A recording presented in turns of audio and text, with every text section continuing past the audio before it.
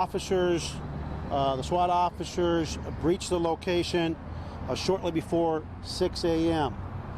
It's important for our community to know that the Austin Police Department has a policy that when we breach those doors, we immediately use what's called our RAD, which is a very loud PA system that is deployed on our Bearcat, our SWAT Bearcat, that announces Austin Police Department search warrant, provides the address, and repeats that warning, Austin Police Department search warrant, with also providing the address of the location. The officers, when they breach the location, utilized what we call flash distraction devices to make sure we distract the suspects inside. As the officers entered the location and started moving into the location, a suspect who was upstairs in the location sliced the pie, which means he came around a corner, looked down at the officers with a long rifle, and commenced to open fire on the fully uniformed police officers who were wearing their very clearly identifiable SWAT uniforms with police written on them. The suspect fired multiple shots at our officers, striking one officer in the knee. When the officers began taking fire and the officer was shot, one of the SWAT officers actually returned cover fire, laid down cover fire. We extracted our officer successfully, and the entry team retreated out of the location, which is the protocol under these set of circumstances. Our TAC paramedics, our tactical paramedic assigned to the Austin SWAT team, transported our officer to Brackenridge Hospital right away, while our SWAT team contained the location. The entry was aborted at 5:59, and at 6:11 a.m., about 12 minutes later, the suspect exited the house with a woman believed to be his mother, and was taken into custody without further incidents. Because of the location and the fact that we had already had an officer shot, we don't believe there's any more suspects inside the location. However, we're still clearing the location with robots, with our EOD bomb squad robots. The suspect is a white male adult, 18 years of age. Our officer that was shot did not return fire, but he has been with the department for 7 years. He's a white male, and the officer that was forced to lay down cover fire to be able to safely extricate the downed officer has been with the department for 8 years. He's also a white male. As you can imagine, it is still an active scene. We will now conduct a concurrent investigation. One will be obviously our internal affairs investigation and look at our policies, our procedures, to make sure that we conducted ourselves in a manner consistent with training and protocol. That will be conducted with internal affairs and also with the oversight of the Office of Police Monitor. And the other investigation will be the Special Investigations Unit that will conduct a criminal investigation into the actions of our officers and obviously the actions of the suspect.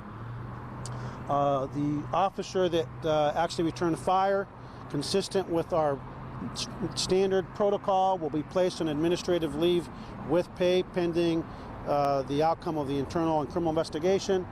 The victim officer, again, he did not shoot, so he will not be placed on administrative leave, but obviously after he's been shot, he'll be off duty for a while, and he's got some recovery. I would just ask the community of faith to just say a prayer for our officer, that although he's stable, that the injury, the wound, that we're hopeful that he'll fully recover. You always have to worry about officers' careers and their ability to maintain this wonderful career that we've all chosen of public safety. So with that, I'm going to open it up to any questions, and we'll take it from there.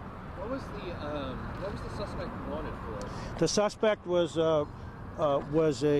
believed to be engaged in narcotics trafficking and narcotic sales, and I can tell you we have found evidence of drugs in the location. Can you identify him at this time? We're not going to identify him at this time. We will provide that information later on today.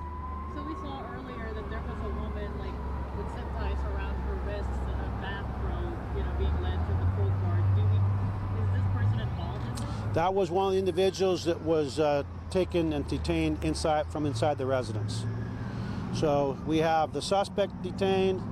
We have, actually he's been arrested. We have the suspect, another adult male believed to be potentially a father, an adult female believed to potentially be his mother, and an adult male believed to be his brother. But again, that's very preliminary, and we're not certain, 100% certain of the relationships.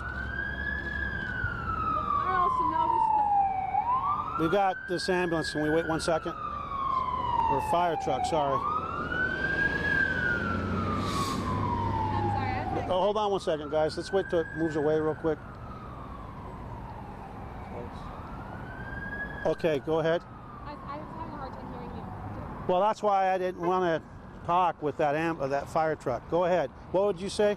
I was just noticing that a couple of people had blankets around them. Are they witnesses or? Those folks were evacuated from an adjacent locations for their own safety as we continue to clear the location. And by the way, I offered to give them a vehicle to sit in, and they said no thank you, they'd rather stand. So we are always cognizant of these folks that get caught in these type of situations. So, Chief, we saw the bomb squad here. Was there any, so is there reason to believe that there's still something dangerous inside that home? The bomb squad has been deployed to conduct a final clearance of the location where the suspect fired on our officers utilizing robots. So that's why we're using the bomb squad.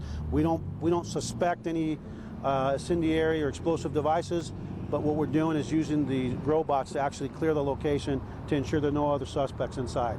Although we're relatively confident there isn't, we'd rather be certain and safe and sure. Last question.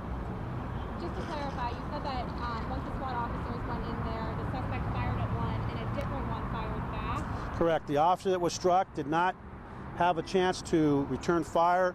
One of his fellow SWAT officers, when they came under fire and he was struck, he returned fire and also cover fire to be able to safely extract our officer.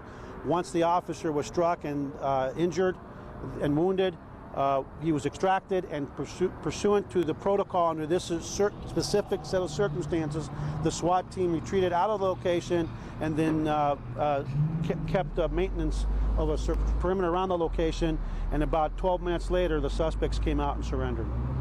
Okay, thank you. Anything in Spanish?